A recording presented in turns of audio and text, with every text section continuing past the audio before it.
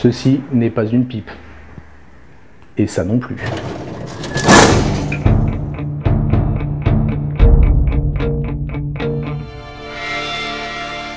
Je suis Arnaud, présentateur de la chaîne Geek & Vaps. J'ai 40 balais.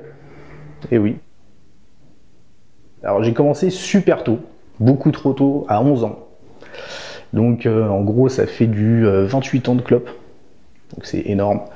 J'ai commencé tout seul en fait, hein, mais c'était à une époque où la cigarette était pas ce qu'elle est aujourd'hui en fait. C'est-à-dire qu'on fumait partout.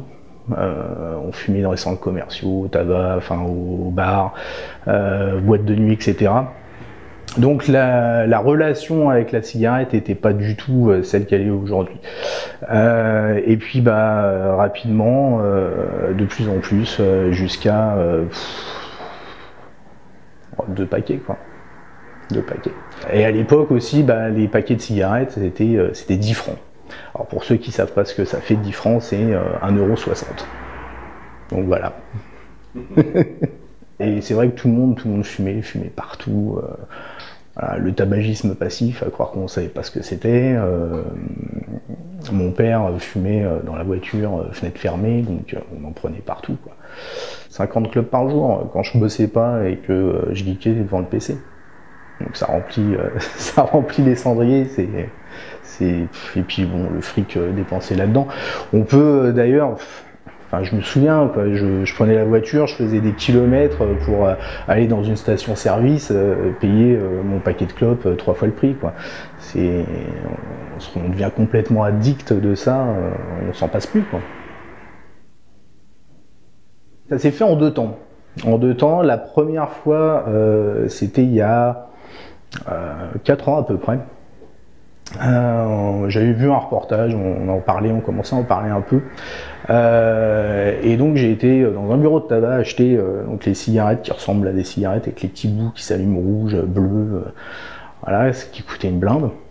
Donc j'ai commencé avec ça. Au début je me suis dit ouais putain c'est pas mal.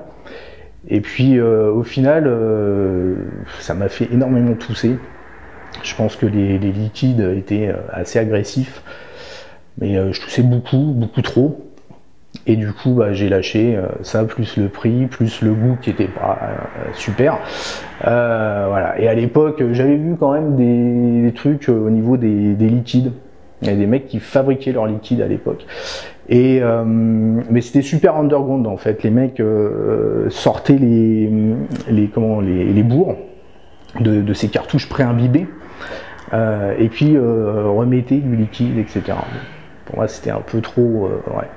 Donc j'ai lâché, et il y a donc 1 an et demi, c'est ma collègue qui est arrivée avec une cigarette électronique, donc c'était une ICAB. Elle dit ouais machin c'est super, pour moi la cigarette électronique dans ma tête c'était mort. Elle m'a fait tirer dessus, je fais ouais putain c'est pas mal du tout quoi, c'est complètement différent.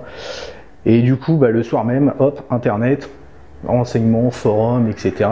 J'ai découvert tout un truc. Je fais waouh, il y a énormément de choses. Et le lendemain, j'ai été acheter voilà, 2 batteries Ego, et j'ai commencé directement sur du Carto double coil et Stardust. J'ai pas trop accroché. Avec à l'époque, c'est toujours de temps en temps du Tribeca de chez Halo. Ça a duré 1 mois. 1 mois. À l'époque, j'étais au tabac roulé. J'avais donc une réserve encore du tabac. J'ai fini mon tabac tout en vapant, donc on va dire que je fumais 2-3 cigarettes par jour. Puis j'en ai jamais racheté parce que le goût, clairement, je préférais le goût de la cigarette électronique largement au goût du tabac, donc je me suis dit puis ça m'a jamais manqué. Après j'ai presque 1 an après, j'ai repris une cigarette pour voir. C'est tenter le diable un petit peu, mais je voulais voir un peu ce que ça faisait, s'il y avait encore cette envie, etc. Et honnêtement, j'ai été content de retourner sur ma cigarette électronique parce que le goût, c'était pas ça. Ça m'a pas fait tousser, ça m'a pas fait tourner la tête, mais voilà, ça avait rien à voir. J'avais pas envie d'arrêter de fumer, mais j'avais envie d'arrêter le tabac. Et donc le passage à la cigarette électronique m'a permis de ça. Donc je continue à avoir la vape plaisir, avec différents goûts, etc. Découverte de plein de matériel. Mais sans le côté néfaste du tabac. Après, côté néfaste de la cigarette électronique, on ne sait pas, mais a priori c'est beaucoup moins dangereux. Le souffle, même si je fais pas forcément beaucoup de sport, le souffle c'est clair, on voit nettement la différence. Le goût, l'odorat, effectivement comme beaucoup.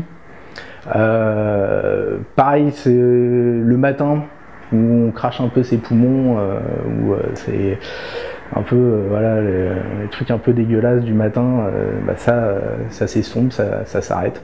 Donc ça c'est cool. Cette envie, on a toujours envie de boire parce que y a le propylène glycol, hein, entre autres avec la vape, mais je peux boire de l'eau parce que avec la cigarette je pouvais pas boire d'eau. Clairement, fallait que je boive du coca, par exemple, quelque chose avec un goût qui venait quelque part masquer le goût de la cigarette, parce que je pouvais pas prendre une cigarette et rester avec cette odeur comme ça dans la bouche. Déjà, j'étais très friand, très client de tout ce qui est vidéo. C'est-à-dire que je suivais les vidéos de Jean-Philippe, David, qui avait commencé aussi, Seb, etc. Donc pas mal de vidéos. J'ai toujours été très vidéo pour tous les types de produits. J'aime bien voir, je suis pas très lecture, je suis feignant, donc j'aime bien, et puis j'aime bien voir le produit, etc. Et donc je me suis dit tiens, je ferais bien des vidéos. C'était aussi un petit défi personnel, c'est-à-dire que j'avais fait des vidéos, trucs qui avaient rien à voir, enfin bon, et j'avais trouvé ça affreusement horrible, mauvais, tout ce qu'on veut. Donc je me suis dit tiens, on va voir si on est capable de faire quelque chose de bien. Et donc je me suis lancé, et puis ça a plutôt bien marché. Les gens étaient, j'ai eu des bons retours en fait, et même des messages de remerciements de personnes qui, grâce aux vidéos, avaient découvert un peu leur vape, des produits, et ça les avait aidés à arrêter la clope. Et du coup, ça c'est clairement, ça motive. Ça motive, donc j'ai continué la chaîne. Le nom Geek and Vapes, en fait, avant de commencer les vidéos, j'achetais déjà beaucoup de matériel. Et pas mal qui disaient ouais, mais t'es un vrai geek. Bon, j'ai toujours été un peu comme ça, hein. Informatique, c'est pareil, des souris de jeu, des machins. Donc le nom est venu comme ça en fait, tout simplement. Geek de la vape, Geek and Vapes. En tout cas, la volonté, c'était de faire des vidéos déjà où on puisse voir clairement, avoir une qualité d'image. Ça c'est quelque chose qui me tient énormément à cœur. Avoir des gros plans où on peut voir vraiment les détails, le produit vraiment, et j'essaye, à mesure du possible, d'être un maximum précis. Pas forcément partir trop à droite à gauche. Ça peut paraître monotone pour certains, mais j'essaye d'avoir quelque chose vraiment de clair, de précis, où les mecs à la fin de la vidéo se disent ok, j'ai compris comment ça marchait, je vois comment c'est. J'ai découvert en fait la GoPro et c'est vrai que c'est super pratique pour pouvoir filmer en extérieur, filmer un peu partout. C'est vraiment génial. Donc ça permet de l'emmener au apéro, au salon. Je filme mes gros plans avec, mes plans larges plutôt, pas mes gros plans, mes plans larges. Et c'est vrai que voilà, c'est super pratique. Voilà, les petites tiges. Alors j'ai pu rencontrer d'autres viewers par le biais d'un forum et d'un serveur vocal qui ont été, donc il y avait Seb, donc de Seb et les Vapes, Loumat qui commençait les vidéos, et Chuguette, des potins d'Hervé. Le courant est bien passé entre nous, Et du coup, on s'est lancé dans cette émission. Donc la volonté, c'était de faire une émission pour pouvoir avoir une discussion, un débat, déjà avec plusieurs personnes, ce qu'on ne peut pas avoir en solo, et traiter de sujets qu'on ne va pas traiter sur les reviews. Il ne s'agissait pas de faire des reviews à plusieurs. Il s'agissait vraiment de parler de sujets généraux, comme on a pu traiter pendant maintenant bientôt 1 an. Et essayer, par ce moyen, de continuer à aider les gens. Les clones existent, ça on le sait. On ne pourra pas empêcher les gens d'en acheter. Chacun fait ce qu'il veut. Moi, ce qui me dérange plus par rapport aux clones, c'est en fait les magasins français qui se sont mis en masse à faire du clone. Et sous prétexte que, en se disant voilà, tiens, les gens ils achètent chez Fastech, j'ai pas ma part du beefsteak, donc je vais aller faire du clone. Et résultat des courses, les gens qui achetaient sur Fastech continuent à acheter sur Fastech parce qu'ils n'arrivent pas à s'aligner sur les prix. Et ça a donné accès au clone à beaucoup de personnes. Je trouve ça moyen. Arriver à trouver une bonne boutique où on est bien conseillé, pouvoir tester, pas s'arrêter forcément à une première expérience. Si c'est pas concluant, ça peut être le liquide, ça peut être le matériel. Faut pas hésiter à se renseigner, à aller voir des forums. Il y a des forums spécialisés où on peut poser des questions, où on peut, il y a une communauté quand même qui est là pour répondre et essayer d'aider les personnes qui veulent arrêter. Et je pense que c'est le meilleur moyen de se mettre à la cigarette électronique. Ce qui me fait énormément peur, c'est tout ce mouvement des politiques un peu partout dans le monde contre la vape. Quand on voit l'interdiction de vente de cigarettes électroniques en Australie, quand on voit pas mal de pays où on interdit les liquides nicotinés, ou à New York on essaye carrément d'interdire la vente d'e-liquide. Je trouve ça aberrant. Je sais pas si on va arriver à gagner, entre guillemets, cette guerre contre le tabac, mais par contre c'est clairement complètement faux cul.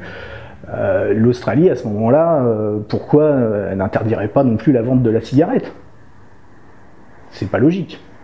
Le marché il va se stabiliser, il y a eu énormément d'ouvertures de boutiques, etc. Il y en a qui commencent à fermer, donc ça, à ce niveau-là, je pense que les mauvais vont fermer et puis les bons vont rester, hein, en gros, c'est ça. Donc ça va très certainement, j'espère, en tout cas un peu plus se professionnaliser au niveau des magasins pour avoir vraiment des bons conseils. Parce qu'il y a encore beaucoup de boutiques où, hélas, les gens sont mal conseillés et du coup vont pas se mettre à la cigarette électronique parce que ça leur convient pas. Bon, l'évolution matérielle, ça va énormément dépendre des réglementations, des lois qui vont passer. Si on est muselé, si on est bloqué par ce que propose l'Europe par exemple, effectivement ça va freiner cette évolution, une évolution qui est énorme. Je vois en l'espace d'1 an les changements énormes qu'il y a eu et qui aident les gens à passer à la cigarette électronique, parce qu'aujourd'hui on peut dire oui mais on peut vaper avec une Ego et un Cliro basique. Oui, mais moi j'ai eu ma collègue qui m'avait fait découvrir au début la cigarette électronique, qui a jamais vraiment réussi à s'y mettre, et là je lui ai prêté un mode et elle m'a dit waouh, c'est super, c'est complètement autre chose, et elle va peut-être y arriver grâce à ça. Donc il y a des personnes qui vont pas arriver à arrêter avec une simple Ego, et ils vont avoir besoin de passer sur quelque chose de plus gros, et si on les empêche de découvrir ça, ils vont rester sur la clope.